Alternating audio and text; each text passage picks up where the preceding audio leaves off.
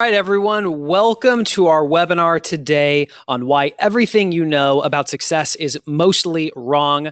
The man you're going to meet today, Eric Barker, authored this book, and we're very excited to be here with you. Every month we do a webinar with an author whose book we believe is aligned with our book, The One Thing. And out of curiosity, how many of you who are on here live have read The One Thing? If so, put the number 1 in the questions box. And if not, go ahead and do a question mark. This will let us know how deep we need to go on that content. Okay, so it looks like most of you, and for those of you who have not, or those of you who are watching this later over the internet, here is the idea behind the book. Every day we wake up with 7 areas of our life that really matter. And the co-authors of the book, Gary Keller and Jay Papasan, would suggest that these are the 7 circles of your life. You've got your spiritual life at the top, because every single one of us at one point in our life is going to ask, why are we here? You've got your physical health, because if you don't have your health, where are you going to live? You have your personal life, meaning the things you do for yourself, your hobbies, the things that make you happy. You've got your key relationships. You've got your job, meaning the things that you do, your roles and responsibilities on a day-to-day basis. You've got your business. Whether you're a business owner or not, the organization that you work for, there is a one thing for the organization. And then you have your finances. And at the center of the 7 circles, you have the focusing question of the book. What's the one thing I can do such that by doing it, everything else will be easier or unnecessary? And you can aim that at any of these circles. So what's the one thing I can do for my physical health such that by doing it, everything else will be easier or unnecessary? What's the one thing I can do for my finances such that by doing it, everything else will be easier or unnecessary? Now, what's interesting about this is every single day, this didn't make it into the book, but we wake up with all these things that we could know, but we can't know it all because life is too complex. And then we have all these things we could have, but we can't have it all because life offers too much.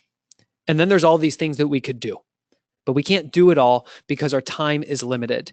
And what this means is that every single day we have to wake up making choices. Most of us walk through life trying to know it all, try to have it all, and try to do it all. And what happens is we end up nibbling around the edges of what life has to offer. Out of curiosity, for those of you who are here right now, how many of you wake up trying to know it all, trying to have it all, trying to do it all? You wake up with massive ambition, you take massive action, and yet you fast forward to the end of the day, sometimes feeling like, I know I did a lot, yet did I even get anything done? Have you ever wondered that? If so, put yes in the questions box. Absolutely. Look at the yeses come rolling in. The opportunity for all of us is to, instead of trying to go wide, to go deep, to be selective about what we choose to acquire in terms of knowledge, what we choose to have, and what we choose to do. And that's really why everything you know about success is mostly wrong. And this is where Eric Barker really comes to the table. And so much of what he writes about in this book will be aligned with this idea. And you can get this on Amazon, or if you're an Audible fan, you can go to audible.com/one-thing and you can get a copy of the book there. And we're just going to spend the rest of the time, the rest of the hour, having a great conversation with the author, Eric Barker. I want to let you guys know we would love for you to submit your questions as we go throughout this, because we really want to make sure that you have the chance to ask the questions to Eric directly. And I know we're just going to have a great time. So Eric, I'm sending you the request for your webcam, and I am unmuting you so I can see there he is, his face, hey. My face. We got faces. It's FaceTime, baby. It's great to be here, man. Yeah, well, excited to have you. And, from the few conversations he and I have had, we've got a very similar, ridiculous personality. So I have a feeling this is going to be witty and fun. So where did this whole idea come from? The idea of barking up the wrong tree? I mean, I found a career crossroads myself where, we all grew up with these maxims of success, like, nice guys finish last. It's not what you know, it's who you know. And, it's like, I had a very unconventional career. I was a screenwriter in Hollywood or the video game industry. And I saw that sometimes these things, sometimes they were true, sometimes they weren't true. And I just wondered if anybody had ever tested these. And for a number of years on my blog, I had been looking at the research to try and, find counterintuitive insights and test a lot of the theories we all came up with. And for the book, I was like, all right, let's go down the rabbit hole. Let's test these theories of success. Let's see whether they're true, whether they're not, for who they're true, and then see if there's actually, a better kind of maxim for us to go by. Yeah. Well, one of the things I know you wrote in about in the book is every person has their own definition of success, and to truly accomplish that, there's four key factors that one has to consider. Talk to us a little bit about those. Yeah, so it's really interesting because I think we tend to, definitions of success get really tricky, and some people are more money focused, some people are more My well-rounded, screen. some people are more focused on kind of keeping that balance, and the really the critical element, I think for everybody, the big picture kind of meta definition is, first and foremost, it's like knowing yourself, knowing what's really critical to you, knowing what your signature strengths are. The research done by Martin Seligman at the University of Pennsylvania shows that signature strengths, those things that you're uniquely good at, the more you do those, the happier you are, the more successful you are, and the more people like you. It's kind of like a win-win-win-win-win. So really knowing yourself so that you know where your talent lies, and then second, aligning your context with Hold on, that. Eric. So, Let me stop you right there because I want to go deeper there. yeah, I'm curious, and this is where I want to make it interactive for the people who are on here. sure. How many of you feel like you wake up and through your job, you just have to do everything? Everything that comes your way, you're expected to knock it out. You're expected to be in your email inbox. You're expected to attend meetings when you're requested to be there. And anything that comes your way, you're supposed to just get it done. If so, put yes in the questions box. And if you disagree, go ahead and let us know. I've gotten all yeses. So, Eric, what do you say to those people? Every single person here feels that that's the expectation of them. What would the research suggest? I mean, the research would suggest it's kind of like basically looking at your looking at your tasks and asking where you can deliver the most value. Mm. Because we all get lumped at a bunch of stuff, but the one thing is a lot of people don't clarify, you know, what is really the key thing. Like Cal Newport talks about, it's kind of like deep work versus shallow work, Yep. where staying on top of your email box, it's important. You can't ignore it, but nobody ever got promoted because they responded to all their emails. I mean, as opposed to coming up with that next big idea, coming up with that, that next more efficient solution, which really moves the needle for the company, as opposed to, well, hey, I replied to everybody's email in 5 minutes. I mean, we are going to get pulled. So it's an issue of prioritizing, because if something's going to fall through the cracks, what do you want that to be? Do you want that to be the big, huge presentation for the CEO? Or do you want that to be that email that, fine, maybe was an hour later than it should have been? Hold on. What was that word you said? Prior. Prioritizing. Oh, okay. Thank you.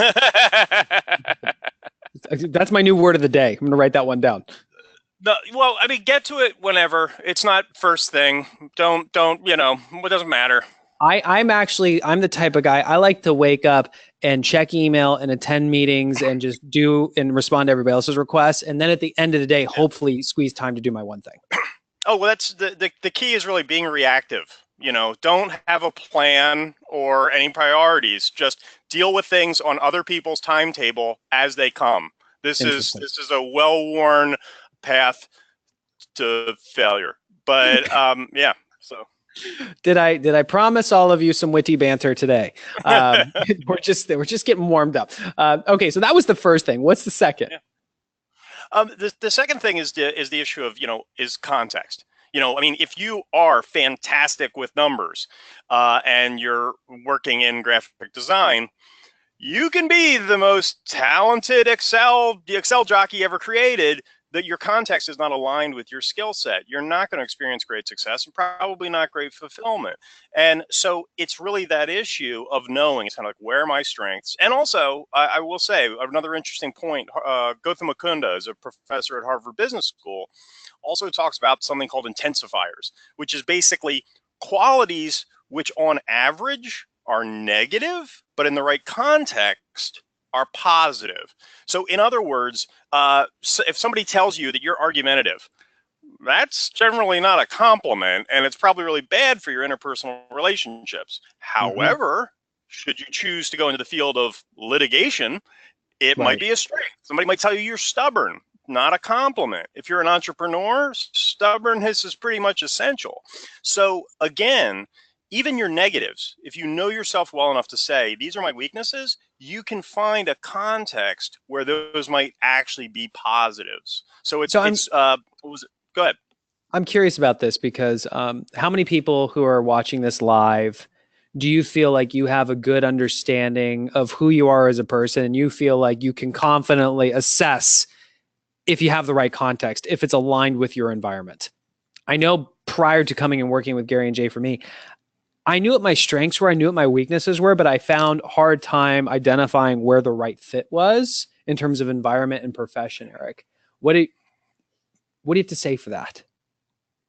I think what's really critical is instead of reading a job description or reading, newspaper descriptions, is if you're looking at a new opportunity inside of a company, actually talking to people that work there and seeing Mm-hmm. internally what is really valued at that company. I know one guy who, you know, he was an operations guy. So he was all about logistics, get it there on time, keep the systems running.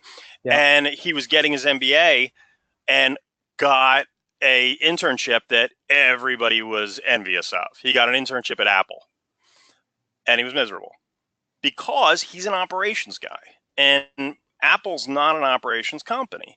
And Apple actually offered him a job at the end of the summer and he didn't take it. He ended up going to Amazon.com and he was very happy because Amazon.com, logistics, operations, getting things from point A to point B, that's critical to what Amazon does. So he felt like his signature strengths were being utilized. So Mm, even a general great context like Apple Computer isn't great if you know your signature strengths, and you're saying, I'm not going to be properly utilized here. I'm not going to be, kind of like critical path here. And you can say, hey, at least for him, Amazon.com, logistics, right. operations, man, this is the place for me. Cool. Cool. So that's the first two. Where do we go from there? Okay. Well, that's kind of the issue of the success issue. Now, in terms of work-life balance and like really getting, instead of just, good career, good life, the big mistake a lot of people make is they use what Clayton Christensen called a collapsing metric. So basically, it's like, am I doing good? It's like you want like a score in a video game. You want no one number. Well, that one number usually ends up being money, which is nice, but money doesn't protect your health, your relationships, your happiness. What they found when they did the research, Nash and Stevenson at Harvard did research to find people who had achieved work-life balance and just a good life holistically. They scored by 4 metrics. And those 4 metrics were 1, happiness, 2, achievement, 3, significance, and 4, legacy. And what those mean is Mm, happiness is pretty obvious. Are you enjoying what you're doing? Achievement, you're making money, getting promoted. And then significance is what you're doing providing value to the people you love and the people who love you? So if you're not seeing your family, your happiness at your job and making money is still not going to be enough. And then legacy. Do you feel like in some small way you're making the world a better place? So when people had happiness, achievement, significance, and legacy, those were people who really felt that they had their life a full life. And basically, it was an issue of people looking at their calendars and saying, am I kind of making deposits in all 4 buckets every week or every month? Am I, pretty balanced on all 4 burners? And when people evaluated it through that, they were able to kind of say, you know what, I need a little bit more significance, not less achievement, but I'm good in the achievement department. They were able to score themselves and make adjustments. Now, let me ask you about this because I remember when I was having a conversation with Gary and Jay, who co authored The One Thing, they were saying work life balance is a lie. It just doesn't exist. It's all about counterbalancing. There's no such thing as true balance. You go all in on work, and then when work is over, it's time to be all in on personal and family. How Yeah. do you find people going about? Well, I'll ask the question first for the people who are here. How many of you feel like you have achieved some level of balance or counterbalance between whether it's happiness, achievement, significance, and legacy? Yes or no in the questions box. Linda says yes. Nice. Donna or Jeannie says yes. I got no, no. Scott, no. Deirdre, no. No. Connie, yes. So kind of split down the middle, slanted toward the no. So I'd say about 60-40. What do you suggest for these people? I mean, what's really critical there is, like I said, is scoring it in terms of hours. Because there's no doubt. It's like in any one of those arenas, you don't want to, you want to have that one thing attitude of being totally committed to that thing while you're doing that thing. Yeah. On the other hand, if you look at it, if you break it out in terms of hours, then it's like you only have 24 hours in a day. You're not going to work 24 hours a day. You're not going to sleep 24 hours in a day. You're going to need to switch back and forth between your priorities. Sometimes going to have to be for work. Sometimes going to have to be for family. So that kind of issue of if you realize, hey, I'm pretty happy. Hey, I'm making a lot of money. Not seeing my family. Then it's like, okay, that's not getting enough hours, and starting to look at that. Or legacy, do I feel like I'm doing something that's really helping people? Or is there some way I could amp that up by taking a little bit of that achievement money and donating it to charity to help, legacy, and feel like I'm making the world a better place? So just looking at like hours, which again, we all only have 24 in a day, to say where are those going, and is that the right balance? Because the balance between the four is individual. Some people are very career focused. Achievement's going to be more important.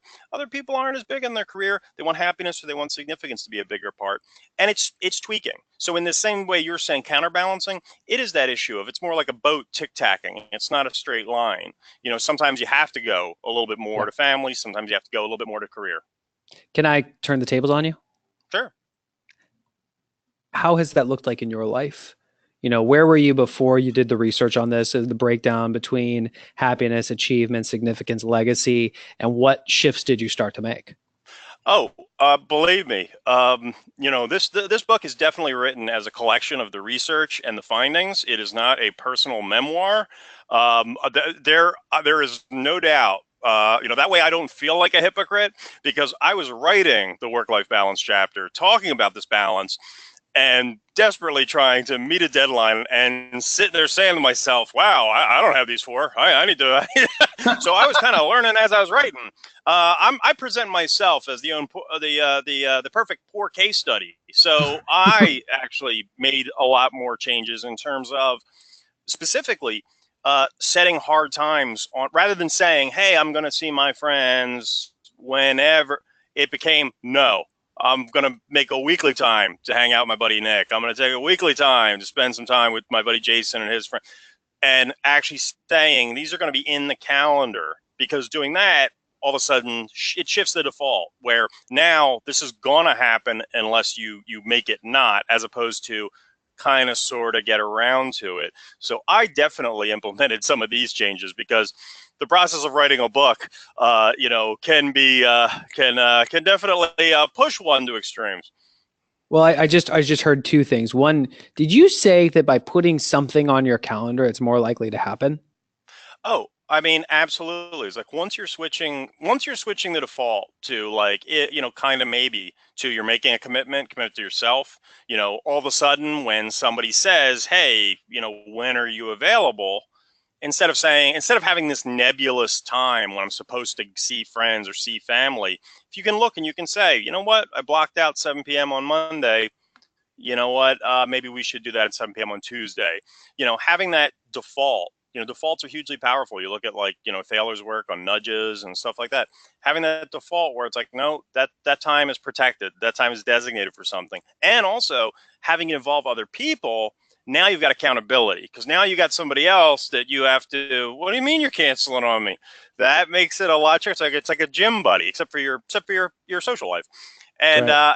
having those kind of built in there makes it a lot easier. And also, frankly, it makes it a lot simpler to make decisions, because you can just be like, hey, that's what I do on Friday. I'm available Friday. Can't do this Friday. We'll do next Friday.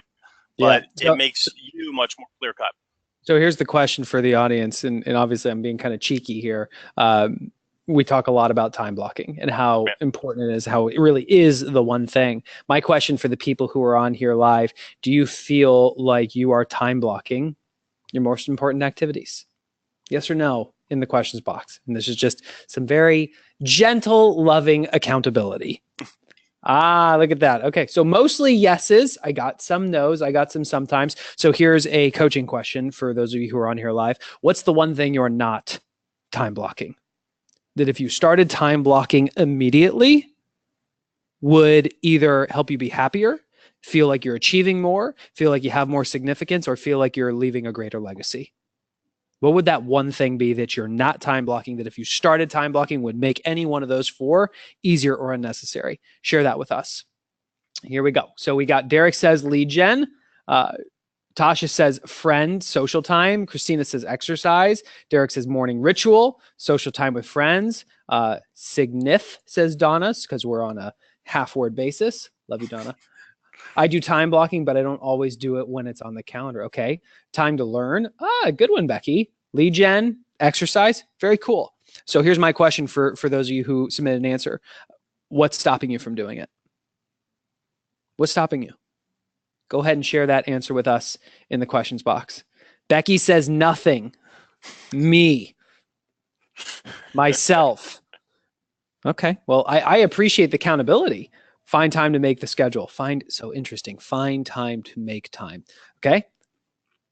All right. You guys get the rabbit hole we're going down. You know, the thing I appreciate about what you just said, Eric, is even though you wrote this very eye-catching book, here's my banana, you self-admittedly are not perfect, right? You can put it in here because that's what the research suggests. And then to be able to say, I am, what'd you say? I'm the perfect case study of what not to do. I'm sometimes I'm the bad case study. You know, I like how I opened the book because I was looking for the love note that you wrote to me, and then I saw that you wrote it to Jay instead, which we'll talk about that later. For my parents who kindly put up with an orchid, hopeful monster, unfiltered leader of a son. What the heck does that mean, you ask? Well, we better get started. I feel like I want to shrink you and put you in my pocket and just carry you around. Yeah, that sounds terrifying. My pants are a little tight lately. I thought my wife just did the laundry, but then I realized I've been eating cookies. So there you go. Yeah, it's the laundry. It's the laundry. So what's one thing when you were doing all the research that really surprised you around success?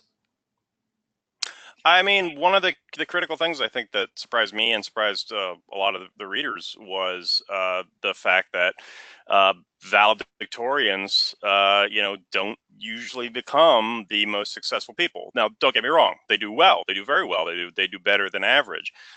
But Karen Arnold did research at Boston College and saw that valedictorians, the people who every parent wants their child to be, the people that we look to as, hey, they're number one. They're number one in school, but they're usually not number one in life. They're the people who end up supporting the system. You know, they're not the people who end up changing the system or running the system. And, and then when we look to it, you see it's like Bill Gates, dropout, Steve Jobs, dropout, Larry Ellison, dropout.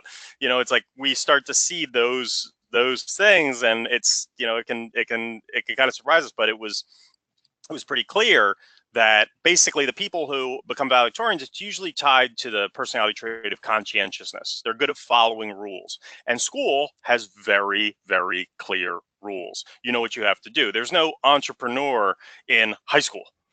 High school, you're told do X, Y, and Z. And if you do X, Y, and Z, right, you get an A and you're great. Versus in life, you can create your own path. In life, you can find your own way. You can create a new way. The world changes. There aren't clear rules, and there's a lot more flexibility in there. So the conscientious valedictorians end up following the rules who are created by other people. Yeah, Tasha put in here, my daughter was valedictorian, and it hadn't helped at all. Sorry to hear that. Tasha, I appreciate you. You talk a lot about surrounding yourself with the right people. What does that mean?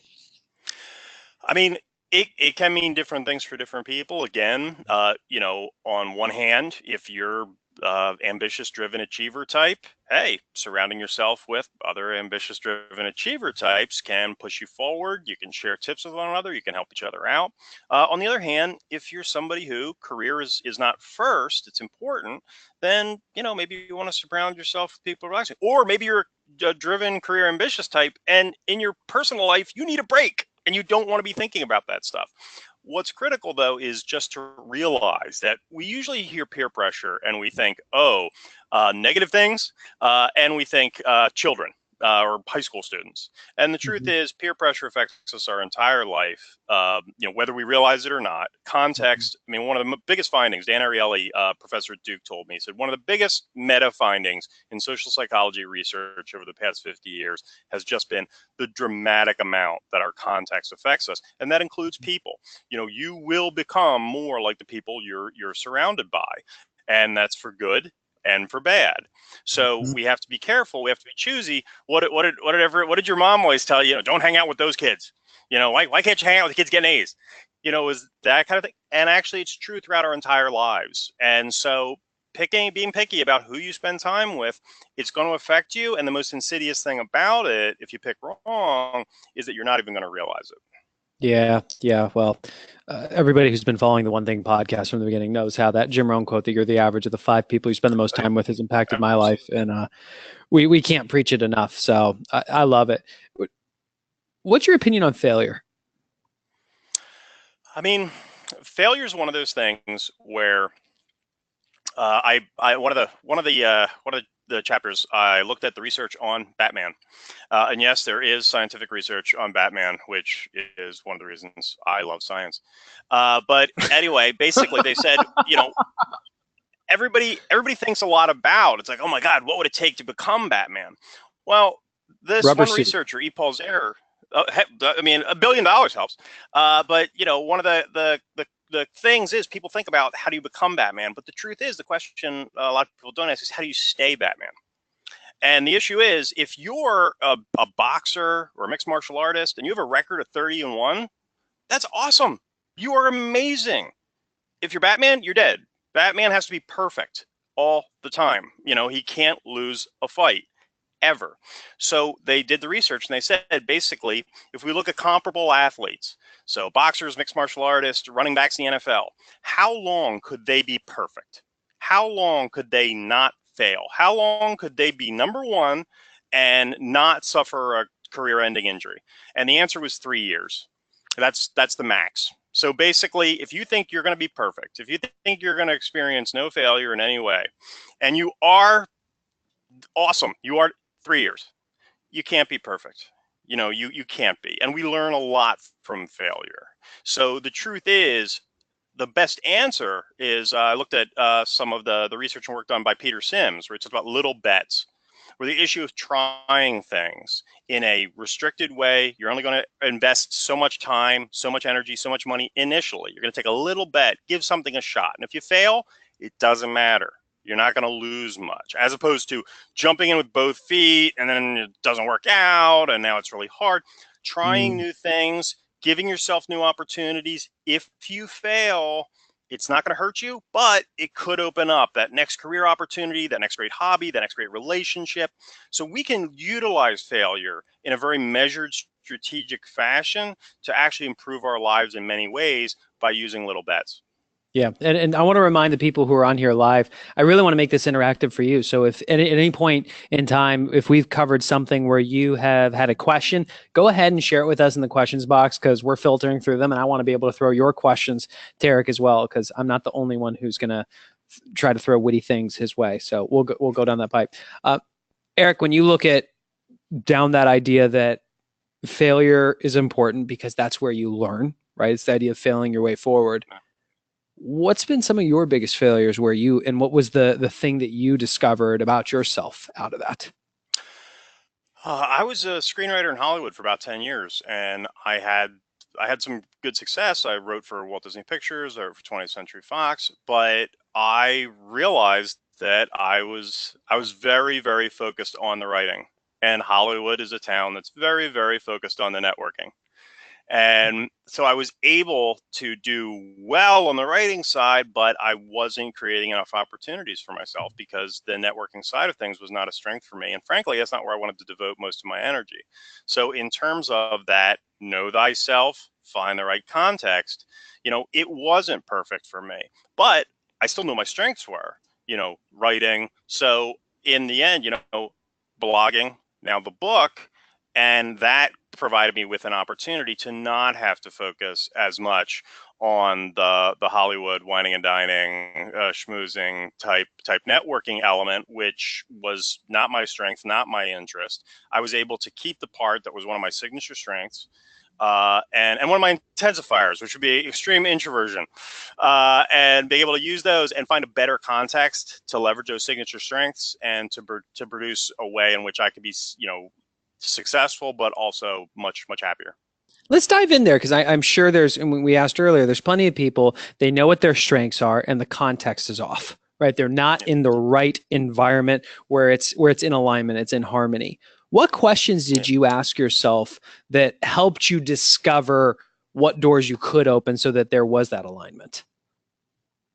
I mean, I think first and foremost is to ask where things are lacking. So when you look at, for instance, those 4 metrics, and you say, I'm getting, maybe you're getting paid a lot, but you're not happy, or maybe you're happy and you're being very successful, but you don't see your family, you're not creating significance, or maybe you're happy, you're getting paid a lot.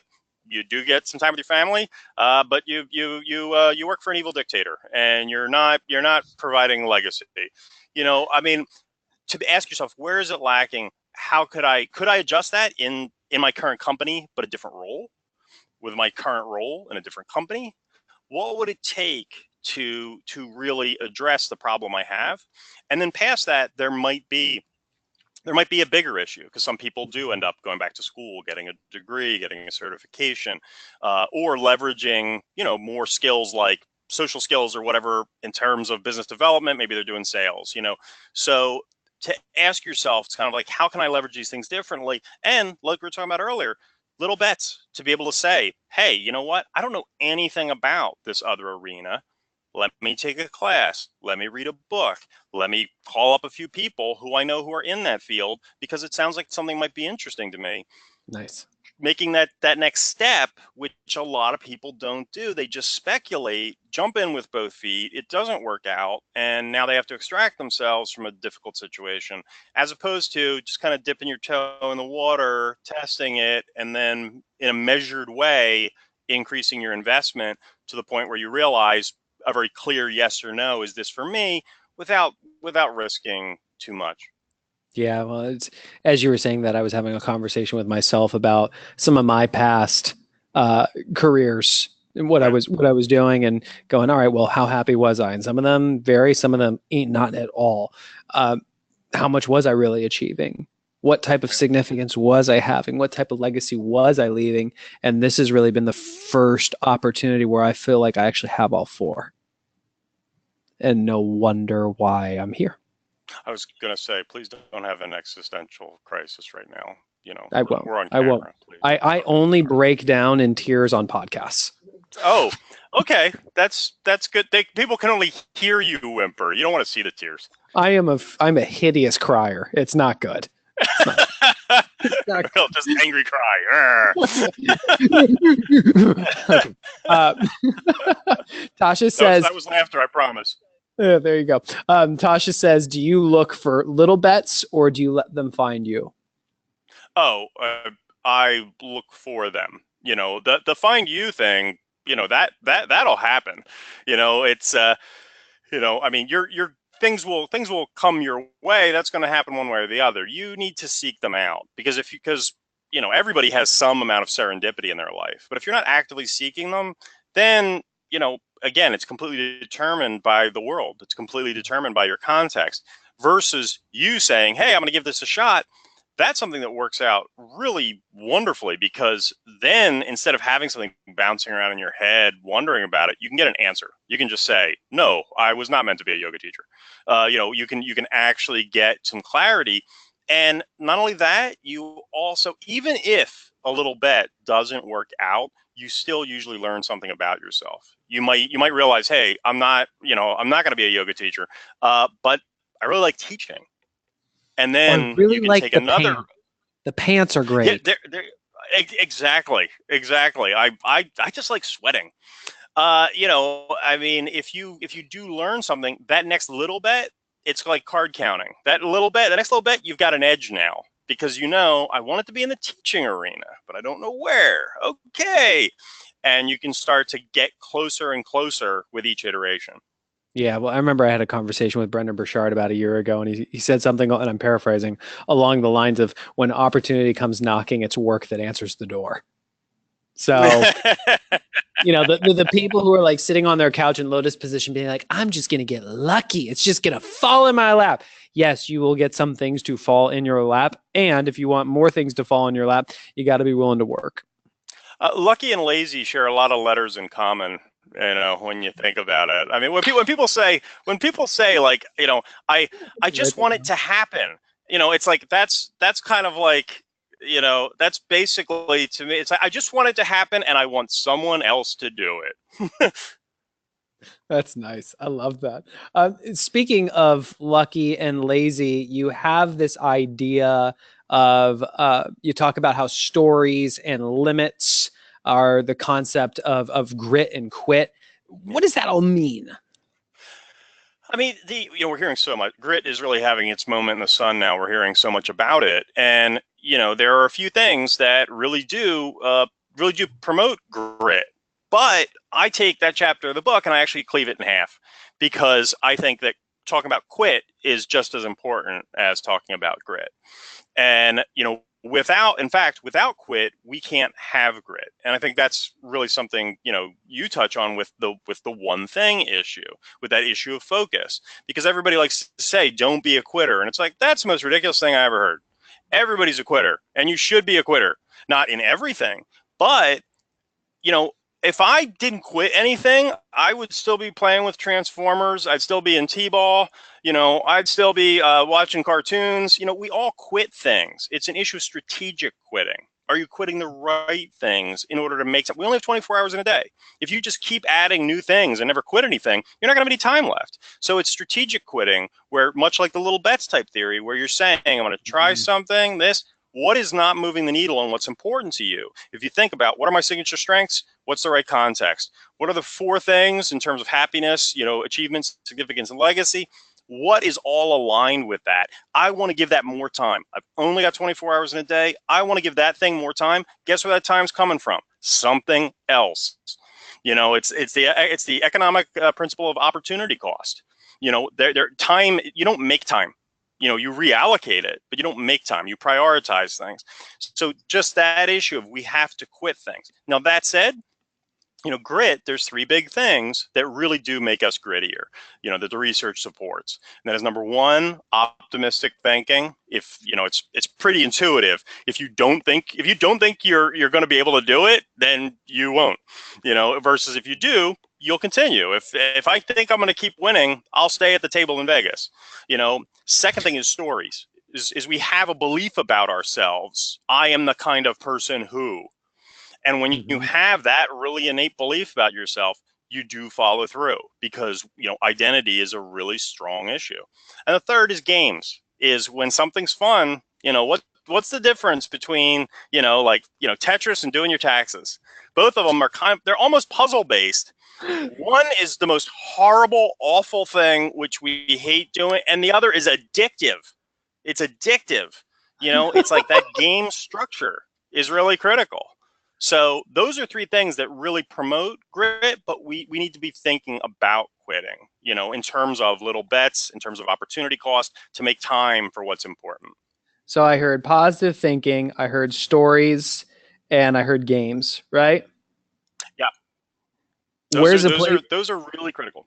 So where's a place in your life where you didn't have those things and you ended up weaving those things in? I mean, one thing that was really valuable for me was just having this. There's an app I use called Streaks, which basically just okay. No, it's that kind of thing where it gamifies things, where it's like, did you do it yesterday? Did you do this? You get the little calendar of how many days you did it in a row. You don't want to break the chain. You make it a little game. Yeah. It's like that. You want to keep that thing going. And all of a sudden it's like, oh my God, I've done it. It's got the number there. Like I did it 34 days in a row. I'm going to miss it and go back to zero. I'm not going back to zero. I mean, that changes. And what is it? It's nothing. It's a game mechanic. It's a metric. It's just putting a number to it. You don't want to lose. You're 34. I mean, it's like when people say, oh, games, why is that? That doesn't, it's not a big.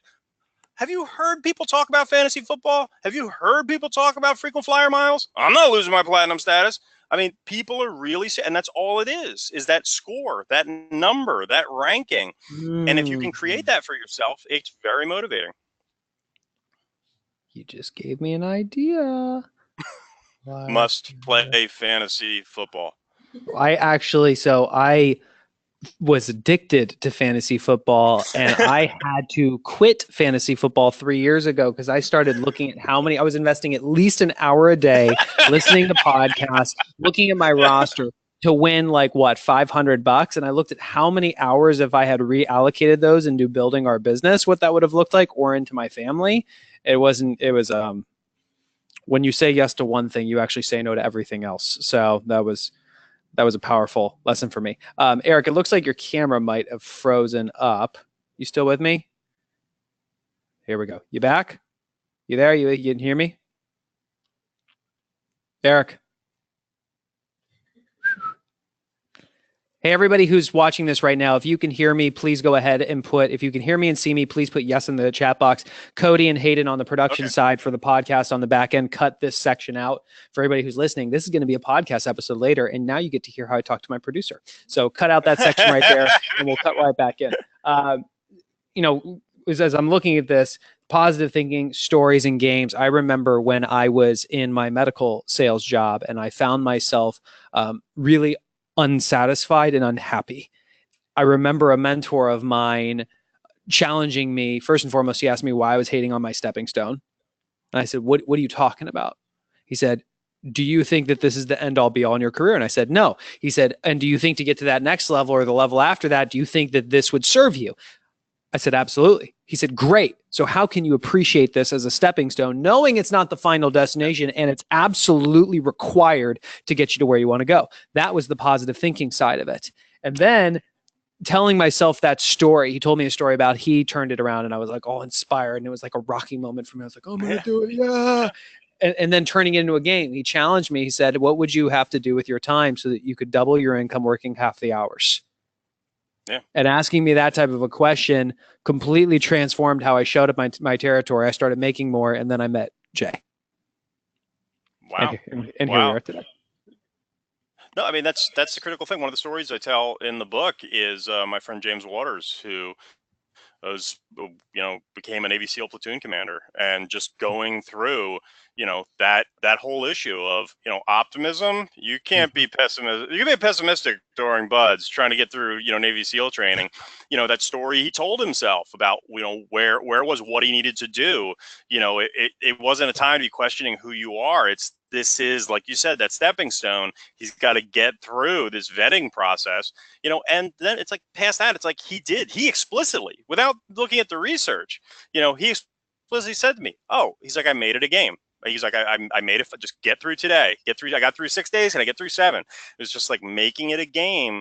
Was actually, I interviewed a Army Ranger, a Navy SEAL, and a Special Forces operator. And all three didn't know the research, didn't know each other. And all three cited the issue of making it a game was how they got through their ridiculous training. That is so interesting. So here's my question for the audience, and then I want you guys to start submitting questions so we can invest the last 15 minutes doing Q&A.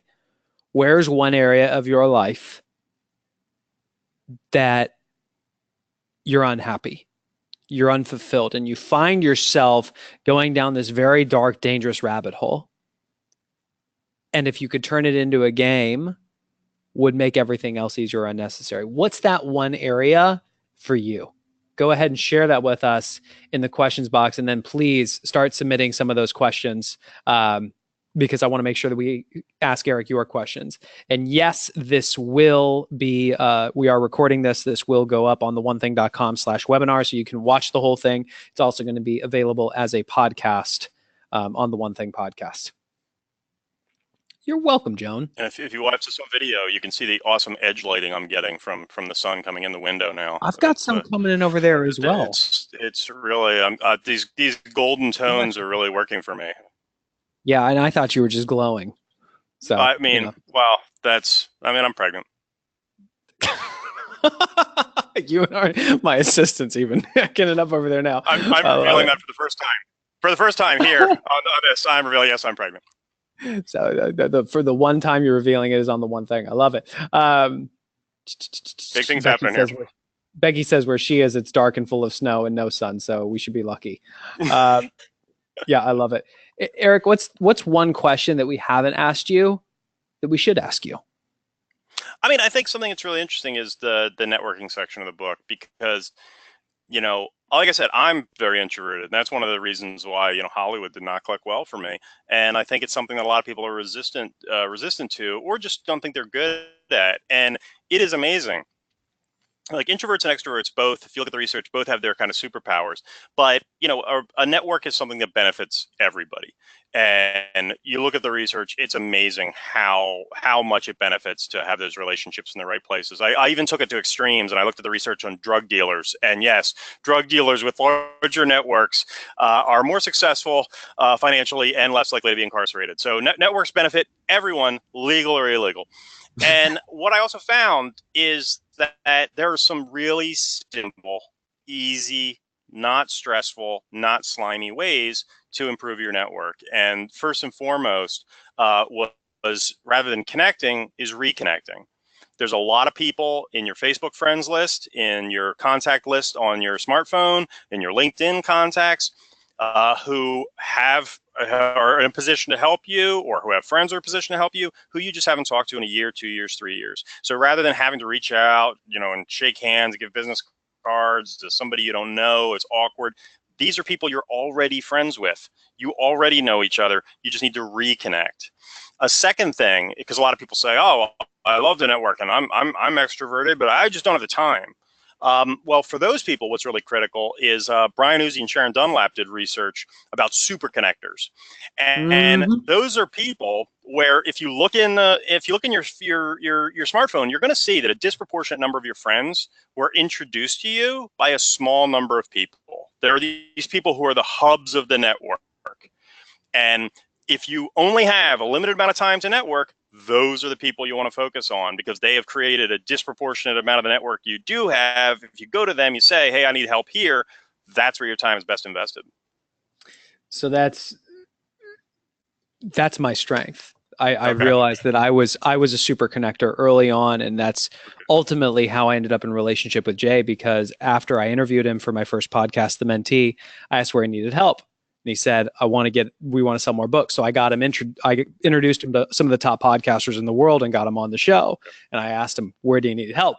And he said, we want to sell more books. We want more exposure. And I wrote an article in Entrepreneur. Where do you need help? We're looking for a CEO. I know people, let's talk. And when he described who they were looking for, he described me. Oh, wow. So there you go. I will underscore, whether your current Rolodex, your network is small or large, how can you be the type of person who every day wakes up trying to bring value to other people? What doors are actually open to you? You just don't know it because you're not coming from value. Yeah. That's critical. Jennifer says, when you're unsatisfied in an area in your life, how do you know whether you should grit it through or make a change? It's a good question, and there are studies on that. What's really interesting is looking at, you know, a process that works for it. It was at NYU, the research on Whoop, which was wish outcome obstacle plan. Well, I'm sorry, yeah. So the issue was, how do you go from, is this something I should be doing or not? And Whoop is a great little exercise you could do for any goal you have, where the first step is, so Whoop, wish obstacle outcome plan. Wish is, what do you want? What do you think would make you happy? Then crystallize it. So the outcome. What is the actual outcome? So I'd like a better job. Okay, crystallize it. I want to be a vice president at Google. Okay, that's pretty clear. What's the obstacle? What is stopping you from doing that? It's like, well, I don't know anybody at Google. Okay, well then what's the plan? All right, I'm going to go down my LinkedIn contact list. I'm going to call my friends. I'm going to see who knows somebody at HR at Google. Now, there's two things that's interesting about this. Number one, it helps you work through a plan to get to your goals. But there was the second interesting finding with this research, and that is that when people work through the little whoop exercise, afterwards, if they felt energized, the plan usually worked and it made sense. And if they felt like, well, what's your plan? Well, I need to be president of the United States by Thursday. That's not realistic. And they kind of felt like low energy. And that's something you can use in terms of determining grit or quit. Like, what am I wanting here? Do I have an outcome? Okay. What's the obstacle? Is it surmountable, not surmountable? What's my plan? Does that plan sound effective? After going through that exercise, do I feel like, you know what? I either need a better plan or maybe I need a better wish. Maybe I need to clarify what I want, or maybe I want something else. So walking through an exercise like that, because I think most people tend to kind of ruminate and muse, and it's very muddy and they go back and forth, as opposed to a clear process. What do I want? What is the outcome I want? What is the obstacle? What is my plan for overcoming that? And you going through that can really make you start to say, this is not realistic, or, hey, I've got a plan here. Why aren't I executing on it? Yeah. Whoop, there it is. I was waiting for you the whole time. I'm like, come on. You're like, and whoop, like, there it is. No. Okay. Rocking back and forth, biting your tongue. When's the author going to shut up? I actually didn't hear anything you said because I was just waiting for that. Tasha asked, how can I convince my 13-year-old son to start networking? I mean, if he's Jewish, it's already built in.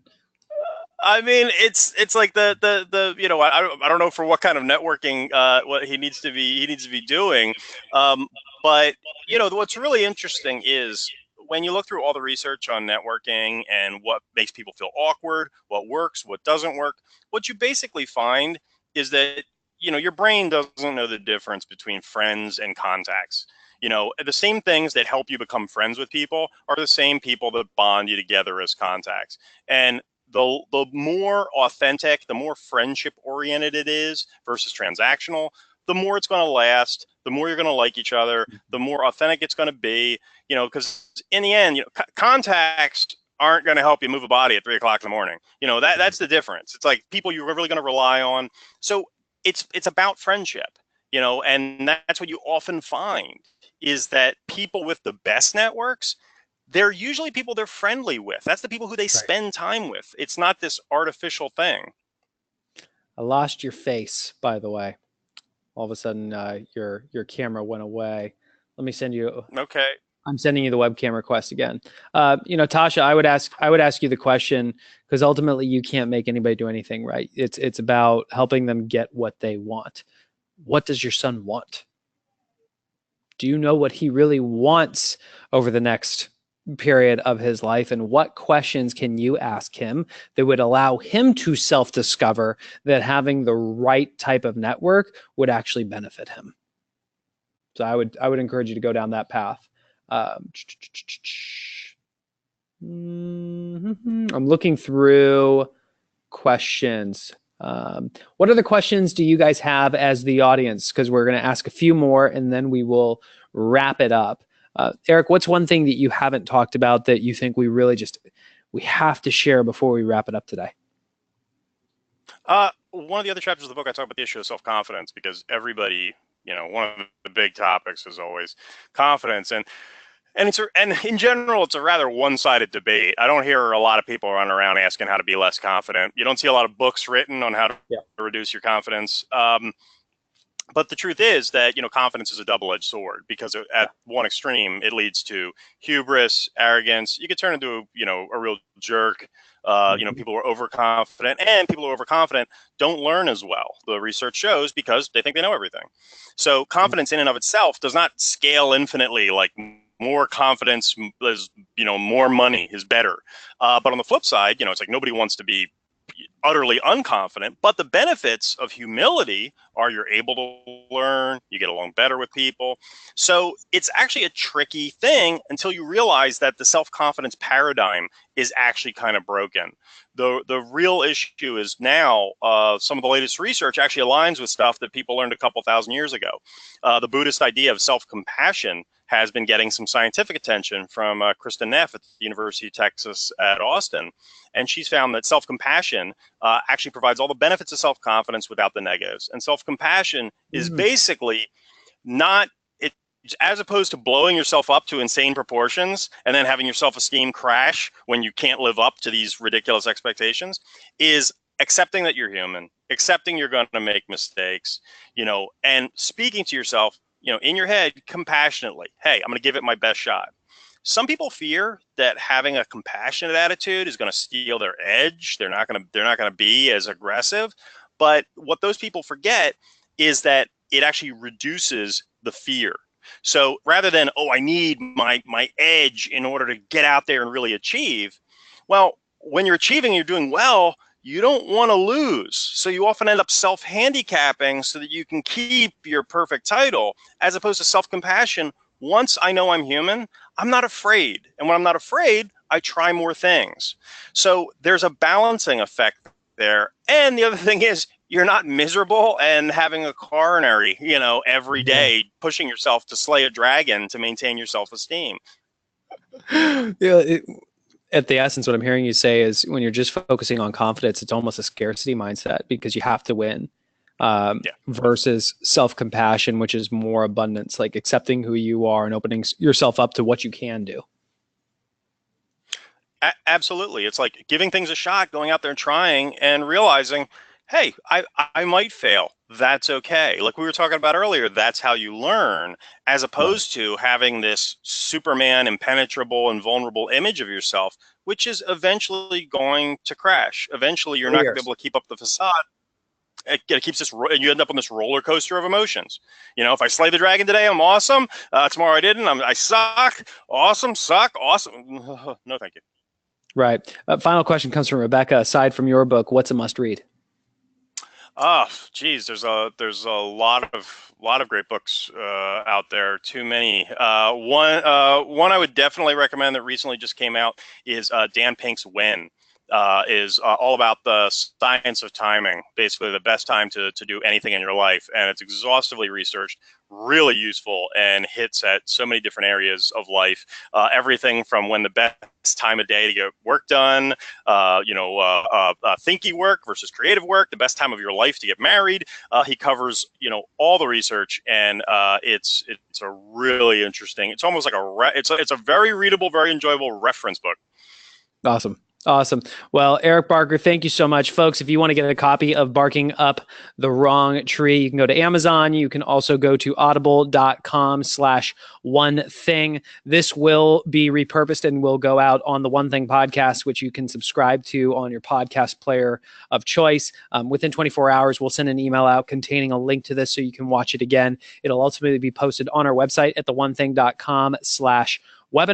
And if you're interested in taking the next step in terms of having us be your accountability partner in getting results, you can join our membership at theonething.com/membership. So Eric, thank you so much, man. I really appreciate you and look forward to continuing the conversation. Thanks, man. It's great to be here. Bye.